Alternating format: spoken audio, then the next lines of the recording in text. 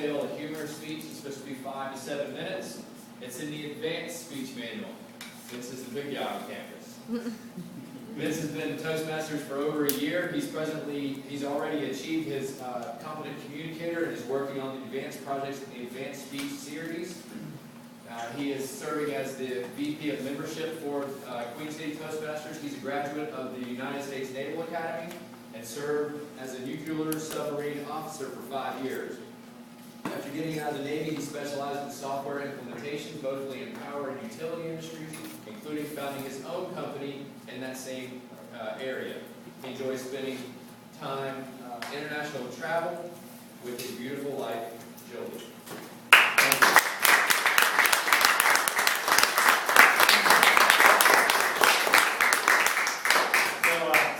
Heard this speech, who went on the camping trip with us. This was in my contest. It's a tall tale I had to write, so here we go.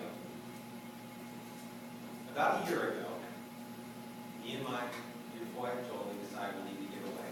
So we went to her dad's cabin in northern Wisconsin. And for those of you who've been in northern Wisconsin, about the only thing there is the wilderness, the lakes, some farms, and some farm communities. So it's a perfect place to disconnect. And we were going to do some fishing, which I always catch the most fish in my stories, and the biggest fish. So we did our fishing, and we had a great time. But that's not the point of my story. My story would change my life forever this weekend. We had just settled down into our cabin for the night. We were talking about the fishing, enjoying some adult beverages, turn on the TV, when all of a sudden we heard this, "Ow!" and bam, against the cabin. Now, it didn't really startle us that much. And the reason it didn't is because we've seen everything there. I've seen deer, I've seen bears. There's wild raspberries right outside the cabin, so a lot of times the bear and the cubs will come up. You've seen eagles, you've seen owls. So it could have been a combination, eagle doing its thing that night, landing on top of the cabin. So we didn't really get too riled up about it. Then all of a sudden we heard, and it sounded more like a voice this time, "Are you home?" and a bang against the cabin. Now, I jumped up, and so did my father-in-law and my wife, and we looked outside. But I got to give you the picture here. If you look out, the woods start about 20 yards from the cabin, and it was a moonless night. It was overcast. See some fireflies. That's about it. Now, you're probably looking at me and you're going, "Man, you look like Bear Giles. You look like that Survivor man. You're the kind of guy I would want to lead us out into the wilderness." I mean, so much so that I actually stayed in a hotel during the camping trip. So let's put it in perspective here. But jumped up with my rifle. We had a rifle behind the door. Jumped up with the flashlight, and off we go. So we go off into the woods with the father, get about 20 yards into the woods, and I realize we made a big mistake. Because we can hear whatever is in the woods coming at us. And it's so dark that he would be right on top of us before we could either get a shot off or protect ourselves. So we did what all brave guys do.